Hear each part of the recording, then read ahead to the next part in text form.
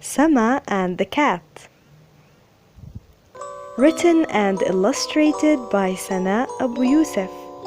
Storytelling Ruba Aboyosef.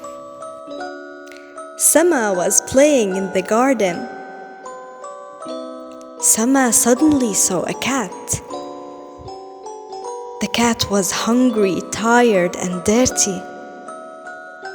So she held the cat and cleaned it and served milk to it. The cat thanked Sama for her kindness, and it slept peacefully.